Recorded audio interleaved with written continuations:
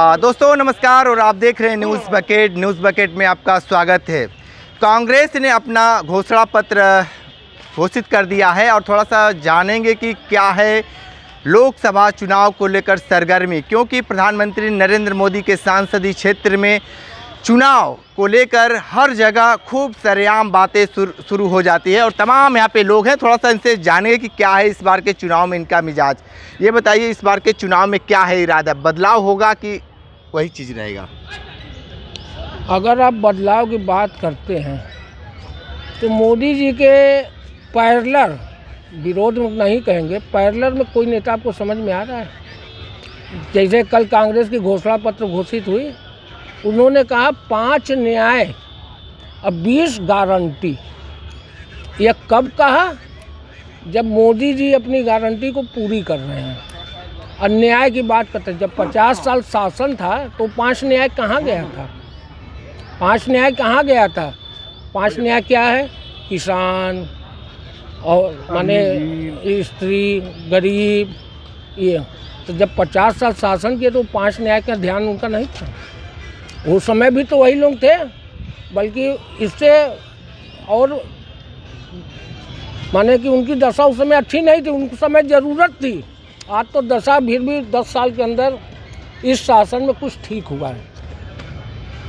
तो कंपैरिजन में तो हमको तो कोई नज़र नहीं आ रहा है कि कांग्रेस टिक पाएगी या पूरा गठबंधन टिक पाएगा। ठीक है, बदलाव होगा कि नहीं इस बार?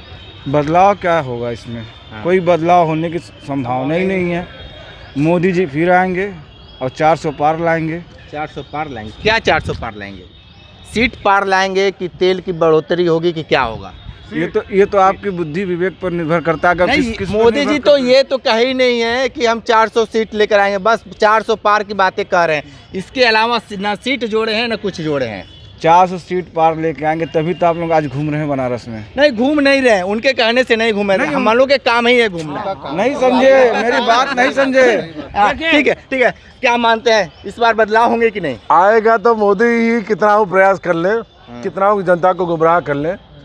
ये राहुल गांधी के बारे में तो मतलब चर्चा करना ही निरर्थक लग रहा है भैया। क्यों? जैसे इन्होंने बताया, उस विलक्षण प्रतिभावान व्यक्तित्व के समक्ष कोई दूर दूर तक नहीं दिखता भैया। पढ़ा लिखा व्यक्ति है राहुल गांधी, और उसकी पढ़ा लिखा व्यक्ति, वो 55 साल का बुढ़वा है इस समय, और अभी तक कुछ नहीं उखाड़ सका है और कुछ नहीं करेगा। बर्बादी के अलावा उनके संग जुड़ने पर कुछ भी नहीं हासिल आपको। प्रधानमंत्री नरेंद्र मोदी से ज्यादा पढ़े लिखे। अरे अगर उसकी बुद्धि सबुद्धि हो जाए तो शायद वो फॉलो करना शुरू कर देता, तो शायद उसकी कुछ पहचान बन जाती इतने सालों में। मोदी को फॉलो कर लेता तो शायद कुछ सीख जाता, राजनीति का कुछ तो गुर सीख जाता। लेकिन सिर्फ अपोजिशन में जाना, व्यर्थ की बातें करना, जनता को गुमराह करना, जनता सब जान रही है, जनता को सब मालूम है। अच्छा, ये आप लोग लगातार मोदी किए हुए हैं, मोदी में क्या है खासियत कि आप लोग मोदी आप ऐसा क्या नहीं है कि आप जिसके बारे में जानना चाहते हैं, आपको क्या चीज़ डिस्टर्ब कर रही है? मोदी के व्यक्तित्व क्या आपको ऐसा लग रहा है? जब वो मोदी बोल रहे होते हैं तो लगता है कि हमारा अपना घर का गार्जियन, कोई अपना बहुत सगा, हम सुनना चाहते हैं उनको। अपनत्व सबसे जुड़ने की जो कला है उनके अंदर, अपनत्व है। विपक्ष तो कहता है कि सबसे बड़ा झूठ बोलने वाली कंपनी है वो। भैया कहा ना, गुमराह करने वालों की कमी नहीं है भैया, लेकिन जनता सब जान रही है। छोटा बच्चा किसी वो भी बताएगा। देखिए, आपने कहा कि मोदी को क्यों वोट देना चाहिए। सबसे बड़ी बात है कि मोदी को वोट देने का सबसे बड़ा कारण है कि चाहे भारत के स्तर पर और चाहे विश्व के स्तर पर, अगर आज भारत की पहचान अगर हुई है और अच्छे स्तर से हुई है तो उसमें मोदी की बहुत बड़ी भूमिका है। देखिए, दूसरी बड़ी चीज़ है कि जो बातें आपने कही है, भारत की पहचान आज से नहीं है, जब देश आज़ाद हुआ उससे पहले से है। वो आपने बिल्कुल सही कहा कि बहुत मोदी ने नहीं दिलाया है। भारत की पहचान बहुत सालों, मतलब जब ये पृथ्वी की उत्पत्ति हुई है तब से है, ऐसा नहीं है। लेकिन लोग धीरे धीरे मतलब भूलते चले गए थे।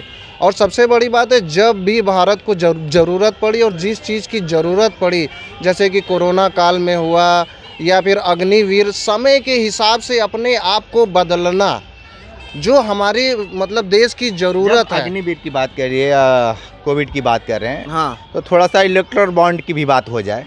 सबसे ज़्यादा चंदा ये लिए हैं, और ख़ासकर जो टीका हम लोग को लगा है कोविड का, उससे भी चंदा लिए हैं। क्या कहेंगे इसके लिए? चंदा तो देखो प्रत्येक पार्टी लेती है, ऐसा नहीं है कि प्रत्येक। खोलकर क्यों नहीं बता देते? वही तो जनता जानना चाहती है। खोलकर क्यों नहीं बताया?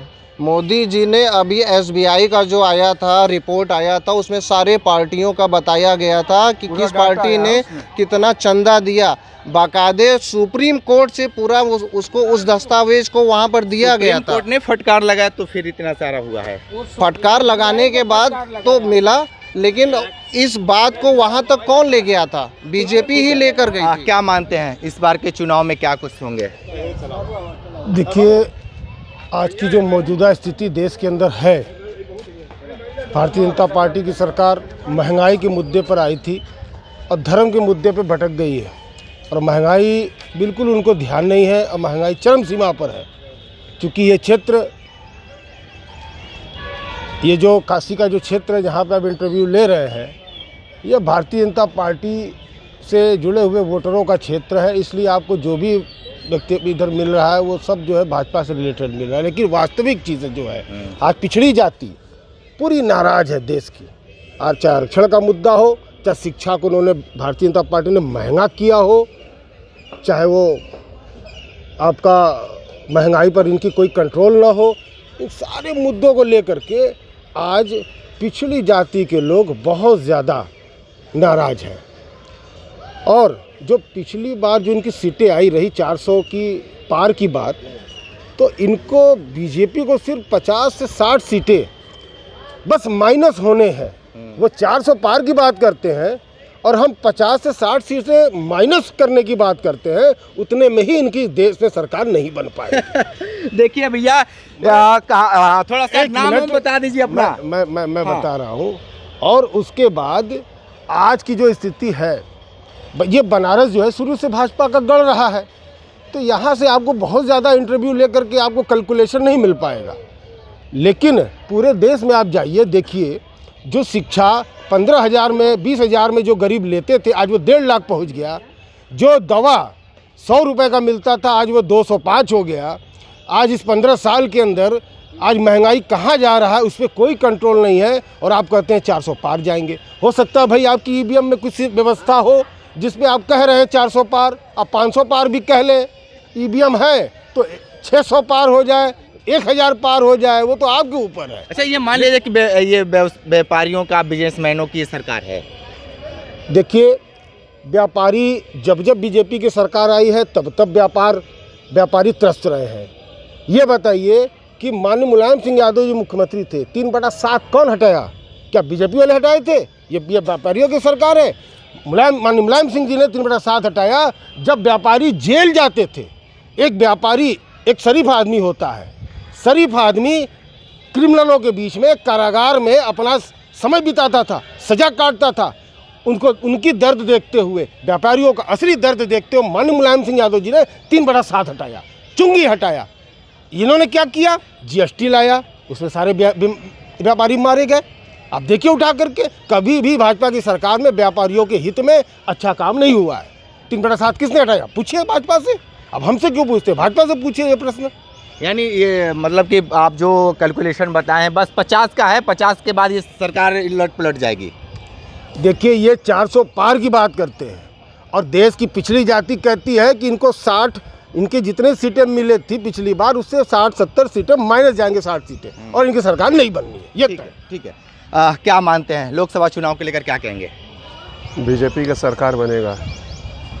क्या रहेंगे विशेष मुद्दे? विशेष मुद्दा बहुत कुछ है। हाँ, महंगाई रहेगी कि नहीं? महंगाई है कहाँ? महंगाई कहाँ है बताइए? शिक्षा पे बहुत ज़्यादा टैक्स लग चुके हैं। टैक्स लग गया है, लगने दीजिए। हीरे पे व्यापारी कमाएगा देगा। हीरे पे कम टैक्स है, सोने पे ज़्यादा टैक्स। हीरा उतना नहीं बिकता है। सोना के विषय में बात करिए। नहीं, जो सोना का बिक्री बहुत ज़्यादा है। कहने का मकसद ये है कि जो चीज़ें जो गरीब के ज़रूरत की सामान है उस पर कम क्यों नहीं? हीरा गरीब लोग नहीं खरीदते हैं। हाँ, तो हम वही कहना चाहते हैं। हाँ, अमीर के लिए कम टैक्स और गरीबों के लिए ज़्यादा टैक्स क्यों? आप ही बता दीजिए, हीरा पे कितना टैक्स है? 3%। और सोना पे? आप बताइए, हम तो जानना 3% है। ये बताइए कि मुद्दे से क्यों भटक गई है बीजेपी?